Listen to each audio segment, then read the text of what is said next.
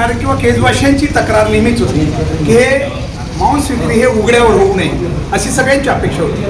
आज मी व्हिडिओ यासाठी केलेला आहे, जसं आपण इतर फर्मचे व्हिडिओ करतो वेगवेगळ्या क्षेत्रातील, तसा हाही व्हिडिओ करण्याचा एकच उद्देश आहे की केज शहरात आज अशी एक फर्म किंवा असं एक दुकान या ठिकाणी निर्माण केलं गेलेलं आहे जे की खरोखर त्यांनी खूप विचार करून आणि समाजाच्या सुरक्षितता आणि स्वास्थ्य याचा विचार करून हे दुकान या ठिकाणी केलेलं आहे. Chicken centre, Parvez chicken centre म्हणून या ठिकाणी परवेज कुरेशी यांनी सुरू केलेलं आहे. मी पुन्हा सांगतो मी वैशिष्ट्य काय आणि हा व्हिडिओ का केलेला आहे.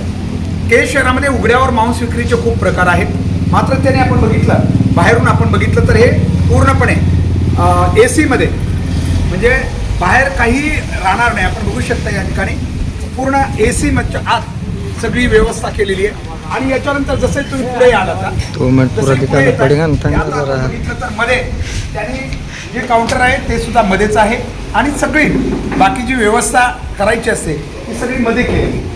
सांगायचं तात्पर्य आहे की यामुळं जर बाकीसुद्धा चिकन सेंटर असतील किंवा मटन शॉप असतील यांनी जर अशा प्रकारची काळजी घेतली, कारण बाहेर जरी उघडपणे चर्चा होत नसली तरी हा मोठा वर्ग आहे आणि या मोठ्या वर्गामध्ये ही गरज बी आहे. अशा वेळी त्याची सुरक्षितता आणि उघड्यावर ते दिसणं किंवा हे योग्य दिसत नाही आहे वाटेवर.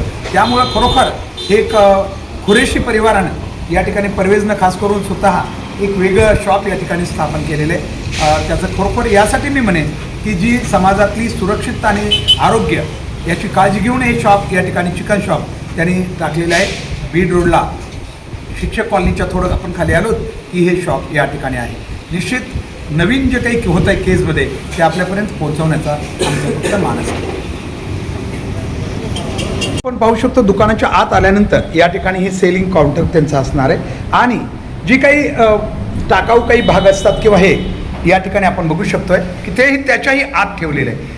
एकूणच सुरक्षितता चांगली घेतलेली आहे. आणि असेच जर केज शहरातील सर्व दुकाने मग चिकन शॉप असतील किंवा मटन शॉप यांनी जर अशी काळजी घेतली तर बाहेर उघड्यावर होणारी मांस विक्री ही थांबू शकेल आणि एक वेगळ्या प्रकारचं त्याला रूप या ठिकाणी मिळू शकेल.